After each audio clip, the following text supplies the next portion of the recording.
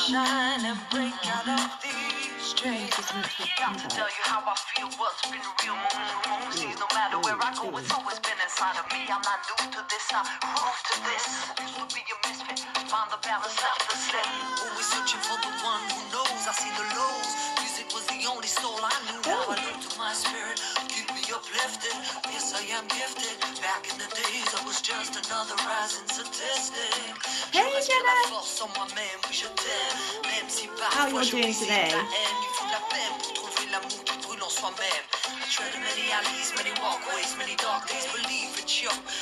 So if you're here, and if you stay tuned in tonight,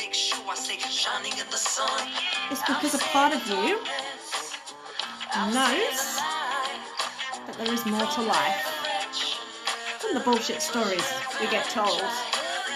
There's more to life than just go to school, work hard, get a job, work hard, work for 40 years, get married, have the kids, and that's it. You know that there is more to life than that. And you may have asked yourself the question, why am I here? What's it all about? So that's what we're going to talk about this evening.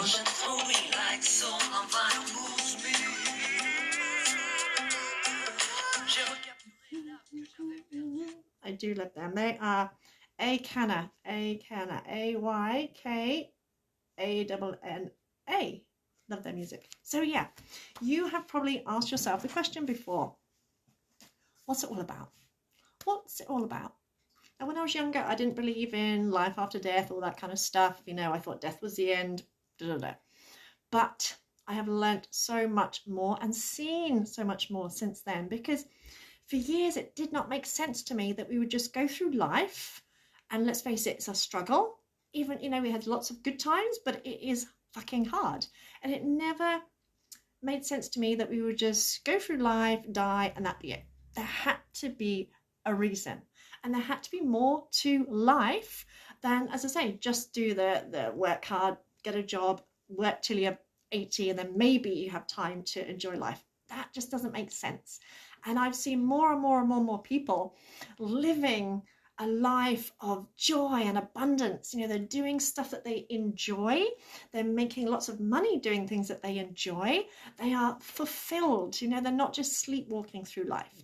And I say, if you are here tonight, it's because there's a part of you. It might be a small part of you, it might be a big part of you that knows that there is more to life, that knows that we are spiritual beings having a human experience. You know, sometimes people say, oh, when did you start your spiritual journey? When did you know, how spiritual are you? But the fact is that we are spiritual. We can't be spiritual. We can't be more or less spiritual. That's like being more or less human, because what we are is spiritual. We're not like a body with a soul. We're kind of like a soul just driving around in a body for a little while. And some of us have been here many times before. I'm apparently, I don't know for definite, but I'm apparently quite a young soul. So I may have only been here a few times, and I'm hoping I've done enough so I don't have to come back, because life can be tough sometimes. But we are here. Life is one big universal assignment. That is what I've realized. And all the challenges and difficulties that we've been through, that we go through, that you know, you may have been through, even all the trauma and the heartbreak. How would it feel to know that you signed up for it? How would it feel to know that before you came into this body, before you were conceived, you signed up for it? You may not have known the exact details, but you signed up for the experiences. So whatever traumatic experience you've gone through, how would it feel to know that you decided you wanted to go through that kind of experience? How would that feel? Let me know.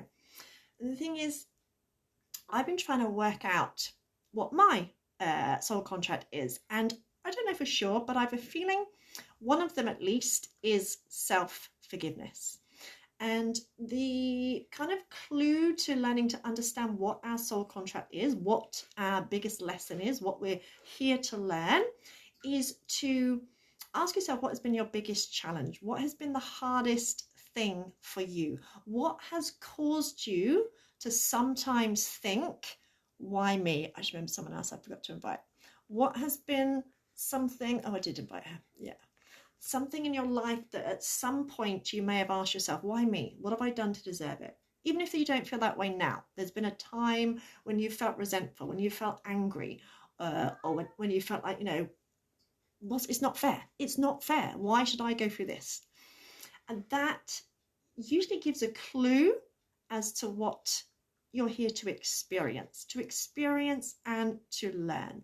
I often use the example of, say you have your family killed in a drunk driving incident. It would be a massive challenge for you to forgive the driver. And that would probably be why you're here. That would probably be why you would go through that experience. I mean, there's also things about karma. Sometimes if we haven't dealt with an issue in our past, we may meet someone again in this life, and it may be a traumatic situation. I've been reading a book recently that a woman was raped, and it turned out that the person who raped her was in her life previously, and there was a lot of resentment in her previous life. So we are here to learn and grow, and we all go through challenges, but it's up to us whether we grow through them, or whether we go through them, or whether we stay in a victim mentality. Now, the reason I believe that at least one of mine is self-forgiveness is because I've struggled with it. I had an eating disorder for 15 years from the age of 11. It would be technically termed bulimorexia, because I would binge for a few days, starve for a few days. And for most of those 15 years, I believed it was a lack of willpower. So if I managed to starve myself for a few days or eat normally for a few days, I would think, yeah, I've sussed it. That's it. I'm cured. And then, of course, I would go and binge, and then I'd go through that cycle of guilt, self-loathing, thinking that I was, weak-willed, that I was useless, that I was disgusting. And there was also a lot of, what's the word? I missed out on a lot of things. I cancelled on a lot of things. I bailed out on a lot of things because I'd binged and I felt fat and I didn't want to go out. So there was also a kind of almost guilt and resentment for a long time after I recovered, when I looked back and saw the times that I missed out on things because of my eating disorder. So I had to learn to forgive myself because of that. And it was only when I had a real serious amount of counselling in my early 20s that I realised that eating disorders are a coping mechanism. A shitty one, but they're a coping mechanism. People often say about anorexics, oh, if they eat, they'll get better. But actually, it's the reverse. But I don't want to talk about eating disorders. But I had to forgive myself for that. There was also something that I did when I was about 17, 18 that I carried for 22 years. It took me 22 years to forgive myself for, because it was so abhorrent. It was so just not me. And in fact, I was so ashamed of it. I've only ever told 2 people in my whole life that the closest to the truth. And even now, it makes me want to cry, because it's just not me. And I don't want to talk about it because I don't want to end up blubbing, but one part of it was that I was on drugs at the time. I was taking a lot of drugs, and particularly heroin and speed and ecstasy and all this and the other. And to try and cut a long story short, I didn't go home for a few days. I was staying at my boyfriend's, which is only 10 minutes away. And I had a lot of pet mice, 5 or 6 pet mice, and they died because they hadn't had food and water. And I carried that guilt for 22 years. And I struggled to forgive myself because a part of my brain thought that to forgive myself meant that it condoned my behavior. And it took me a lot of work to really understand that forgiving yourself or someone else doesn't mean condoning anyone's behavior. It doesn't mean that what they did was right. It just means that you're no longer punishing yourself. You're no longer carrying that burden. And one of the reasons that I struggled so much to forgive myself was because I couldn't understand why I did what I did. I couldn't understand how me, an animal lover, anyone who knows me now knows I am like totally love my animals, would do anything for them, would kill for them and would die for them. So I couldn't understand how I could behave that way. And it took me a long time. And then I finally realized that people who are hurting, people who are damaged, they tend to hurt people, and they hurt the people who are closest to them. And I did that in a way. It's just the people closest to me had 4 legs and a tail. But I held on to that, and it was eating away at my soul for 22 years. Every time I thought of it, even like say 22 years later, it would bring me to tears, because I just hated myself so much. And it was, of all the things I did when I was on drugs, that was the one thing that I struggled to forgive myself for. And even when I got to the point where I knew it was time, I was, wanted to forgive myself, I struggled. I finally did, but let's say there's layers and levels. The other thing makes me think that one of my lessons is self-forgiveness, is because when I came out of prison, because I was sent to prison when I was 24, I was on remand, and I'd met a guy before I went in, and I'd only seen him about once or twice, and he came to visit me in prison, so I thought, yeah, it must be a good guy. Anyway, turns out he was an alcoholic, and he had a very volatile temper. And one night, we've been out, I went to visit him in London, we've been out, we've been drinking, and we met a friend of his on the way back, and this friend went and got us some crack cocaine. So then we all went back to the flat, and we were smoking crack cocaine, and Phil, my boyfriend, kept taking my clothes off, and I kept putting them back on. And to cut a long story short, his friend ended up having sex with me whilst Phil had his dick in my mouth, and I just disassociated. I kind of switched off. And the last thing I remember him saying to me before I went to sleep was, I finally found someone who will do anything for me.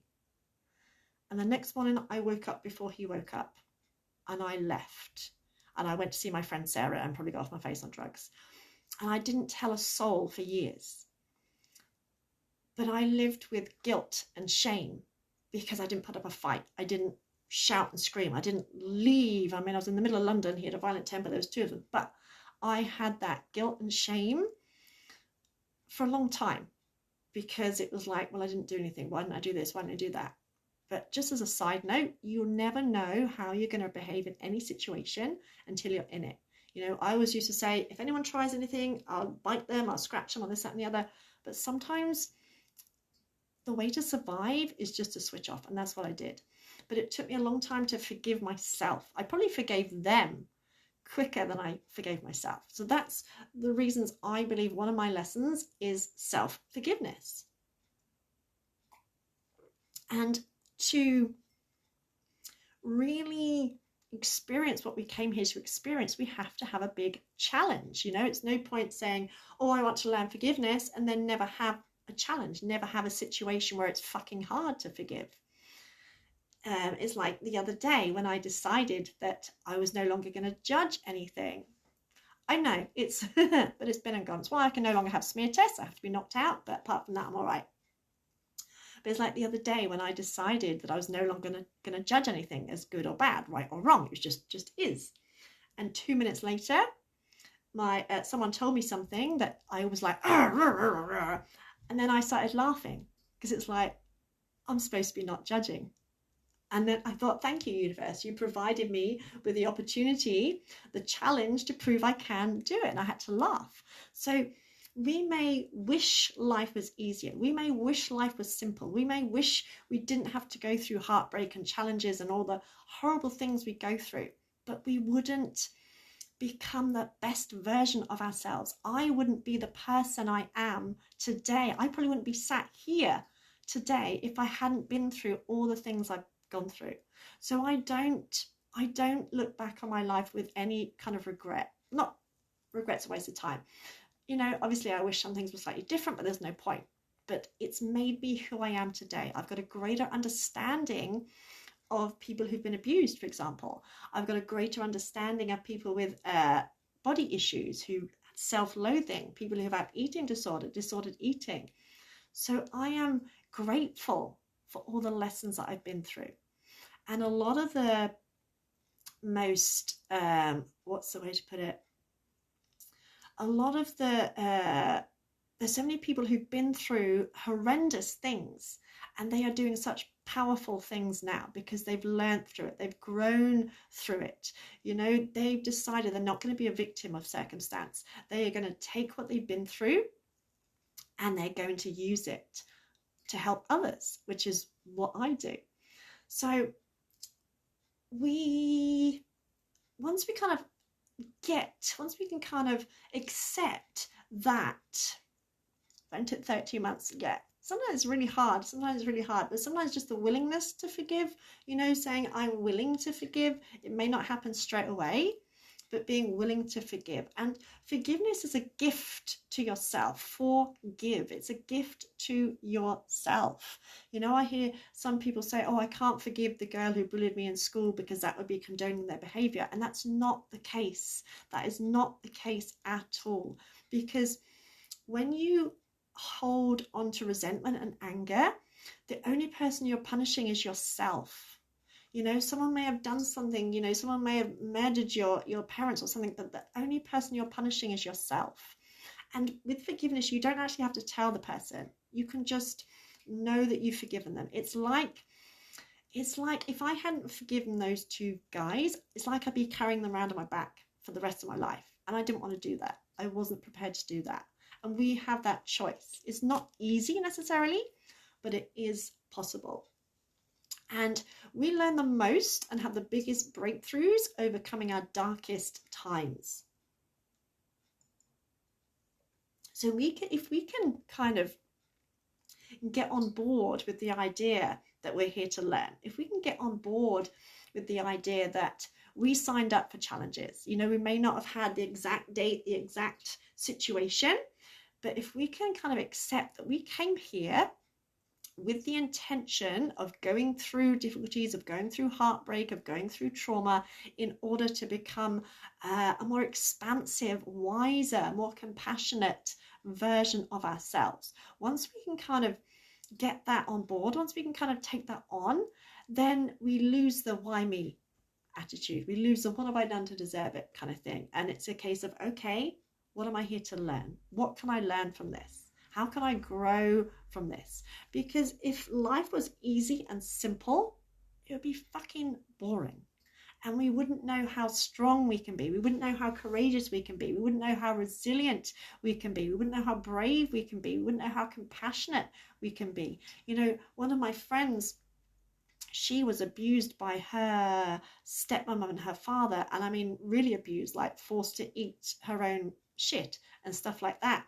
Yet she is now one of the most loving, caring people, and she is grateful for those lessons because she understands the concept of soul contract. She understands the kind of concept of, imagine a block of stone and people who carve statues. They carve a statue by chipping away the stone.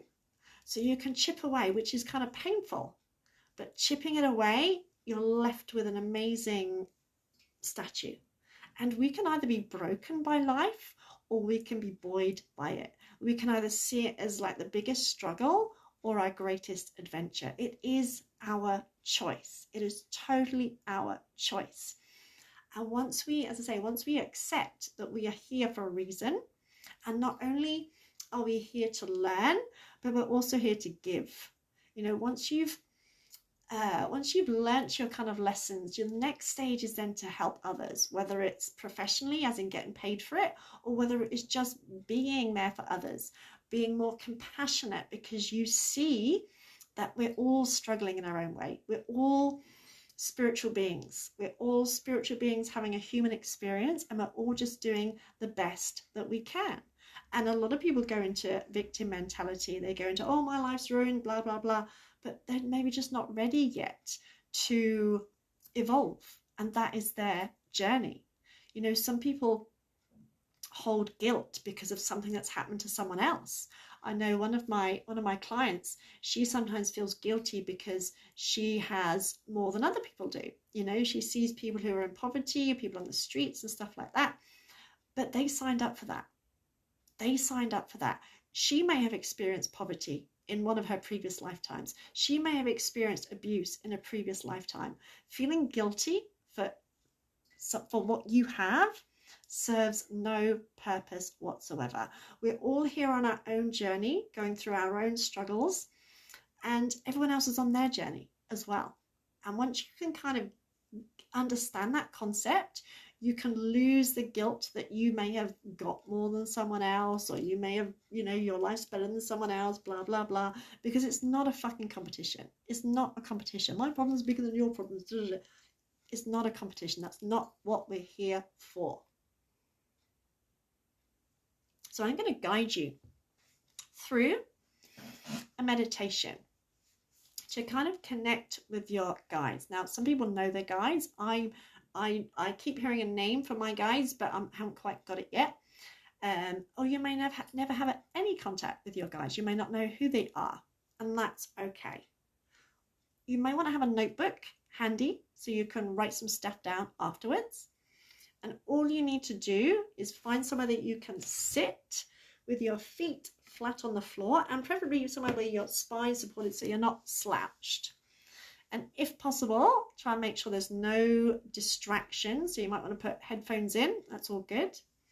I'm just going to start off focusing on your breath, because a lot of the time we're not breathing properly, and that means we're all up in our head. And so just focus on the breath. As you breathe in, feel your belly expand, chest expand, rib cage expand. Breathe in through the nose. You can exhale through the mouth or the nose, whatever feels best. But keep breathing really, really deeply. And what I want you to do is I want you to close your eyes. And I want you to keep your eyes closed until I tell you to open them. And keep breathing deeply. And as you're doing that, I want you to count the breath. So you're going to inhale 1,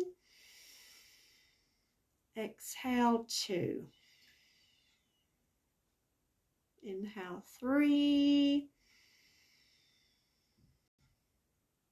exhale 4, and just keep going until you get to 10. Anytime your mind wanders off and you suddenly realize that you're thinking of something else or you've lost count, just go back and start again at 1. So you just want you to focus on your breath, counting the breath whilst you listen to my voice. And if you manage to get to 10, then I want you to count back down again. So inhaling 10, exhaling 9. And you may make it to 10, you may not. Everything's perfect. It's all good. Just keep your eyes closed. Just breathe deeply, just focusing on the breath, counting the breath, and listening to the sound of my voice. And there may be other things going on around you, and that's okay. That's okay. You can be aware of those things, but without letting them distract you or sidetrack you, without letting them annoy you. They're just there. It just is. So focusing on your breath, focusing on the count, to say anytime your mind wanders, just bring it back again and again. And just counting the breath whilst listening to the sound of my voice.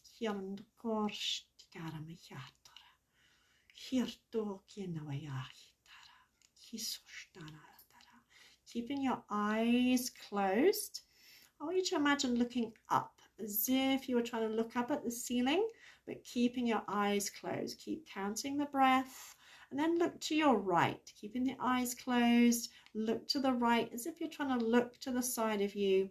Then look down as if you're looking down at the floor, but keeping your head still, your eyes closed, still counting the breath, listening to the sound of my voice. Then look to your left. Then look up again, up to the ceiling. Then going back the other way, looking to your left, keeping your eyes closed. Look down as if you're looking down at the floor. Looking to your right. And looking back up as if you're looking up at the ceiling.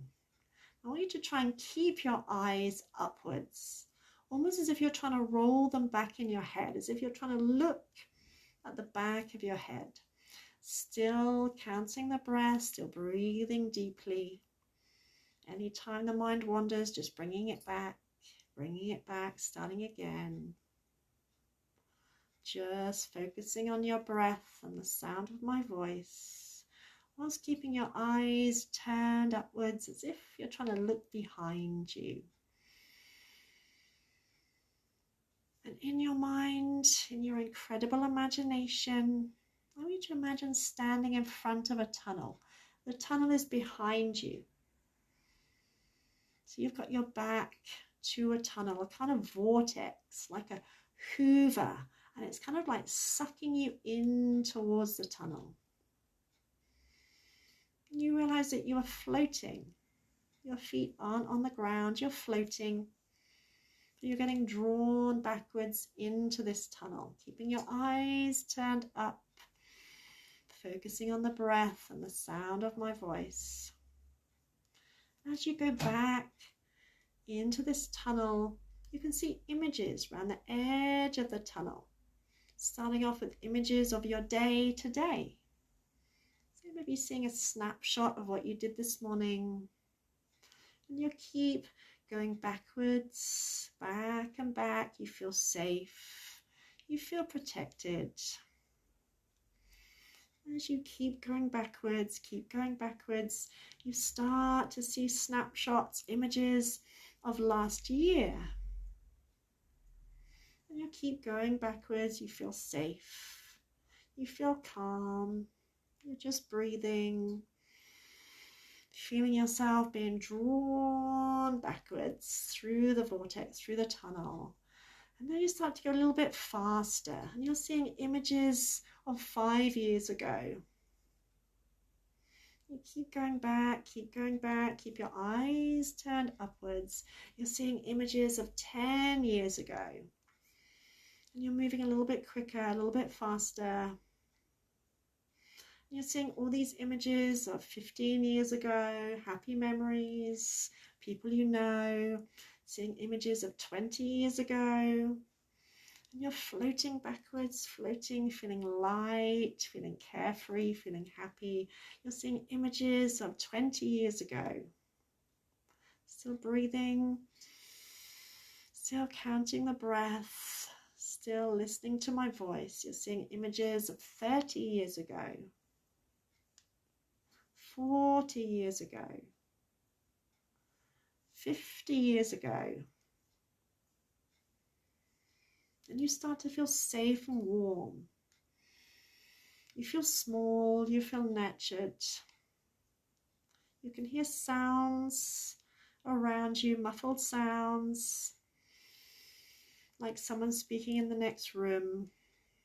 You're in the womb, you're in your mother's womb, but you keep going backwards, keep going backwards, keep going backwards, faster, faster, faster, faster, faster, faster, faster, until you're in a room that is just pure, brilliant, white light.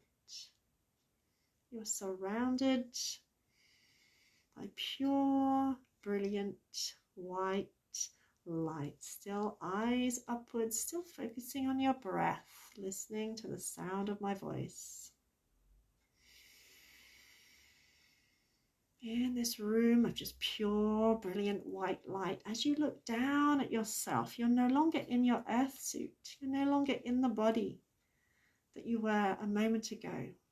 You too are a being of pure white light.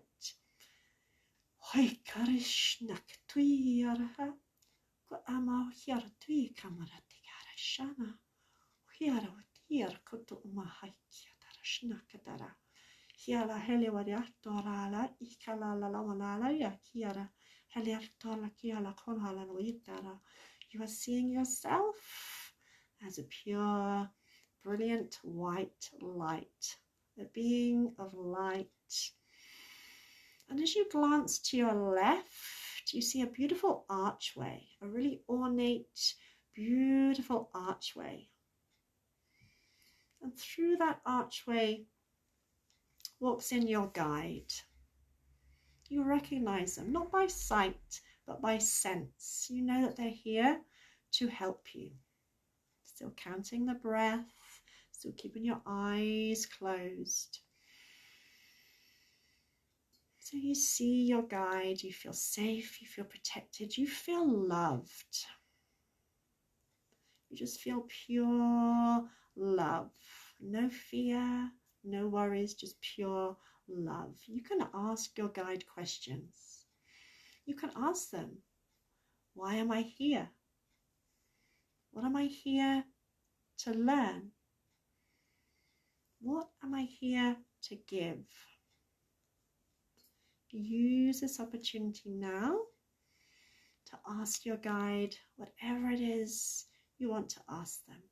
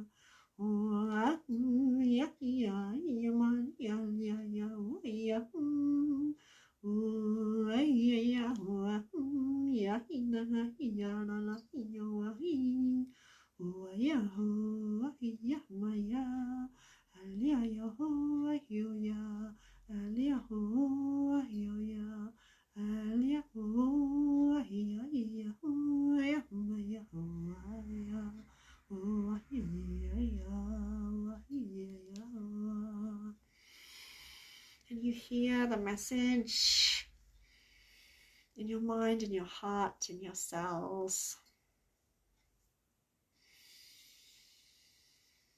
And when you have received your message, when you're ready, still looking up and back, still focusing on the breath, focusing on the sound of my voice, you start to move forward.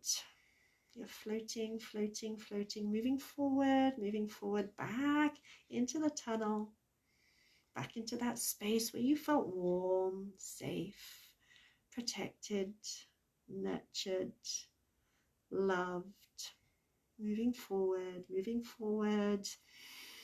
floating, feeling safe, feeling warm, feeling protected, going back along the tunnel,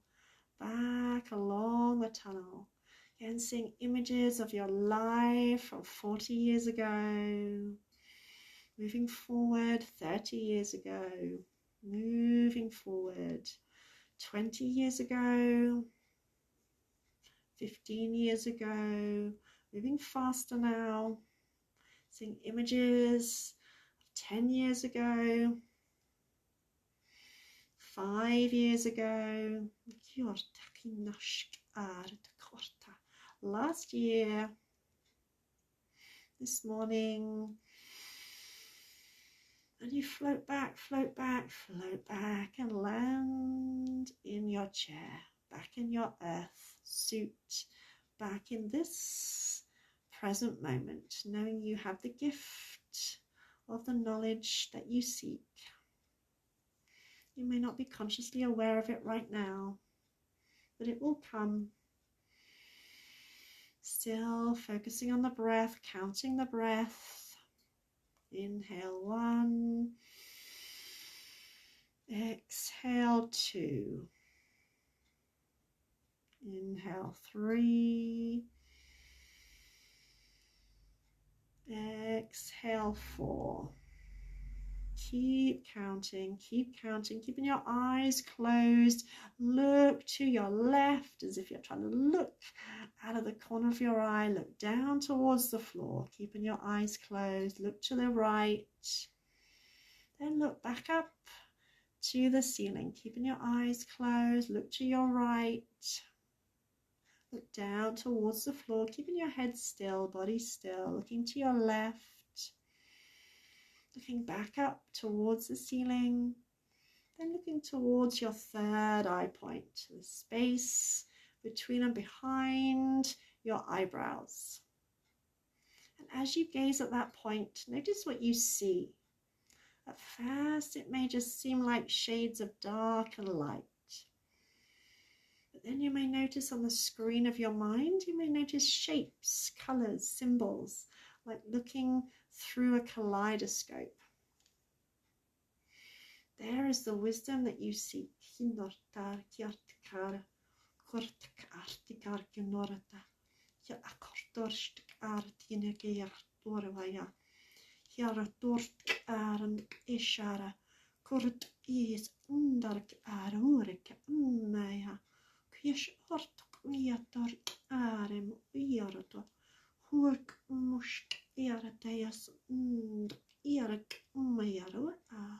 Hit ushkitarit yaranok kis unakitarit shnirok hirak marik yjunorak ayatoyana hyost krisht anok otara. That knowledge is available to you whenever you wish to seek it. Start to become aware of your body. From your feet, feel your feet against the floor. Notice your ankles, your calf muscles, your knees, your thighs. Notice your lower back, your belly, your chest, your upper back, your shoulders, your arms, elbows, down to the tips of your fingers. Notice your neck, your throat, your jaw, your cheeks, your ears, your eyes, your brow, right up to the crown of the head. Back into your physical earth suit. And back into this present moment. And if you have the urge to write down, I would invite you just to pick up your pencil and paper, pen and paper, and just write. Don't think, just write. Write whatever comes out. This is just for you. Free flow writing. Whatever comes out. Don't think about it. Don't think about it. Just allow your pen, pencil to move. Aya shur kiara mahaya dur katona yara kurtu yawa kumara tara tara kyora ki ara wushakara kutara. I'm sending you some healing koring kiakunora kuntura yara kirawata araka. You may feel like coughing. I want to get it out of your throat, what it is you need to say. Kitakishna. I feel like I need to cough and feel like I need to get it out of my throat. Hiara kiara ho yara one no kiara shanaka aragadushna katikish ekademitis yarkaratora akiara amakadem kasina karora dira hiarka opishkata amishkaratik ani kusina varalika tushna karavarata oraka ator harkat machine kada harikato tasora botuka matisna karara keto amakoshna kada arakata basunuka ayaraki arabut karaki numodashnaka ort aishana karavarika atushna karata dadara kutara hiarata kamana. Your soul remembers. Your soul remembers.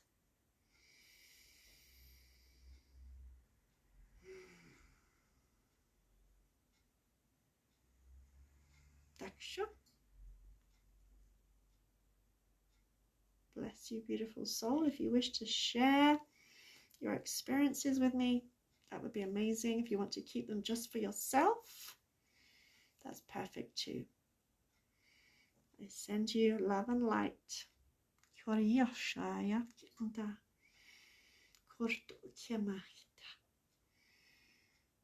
From one soul to another.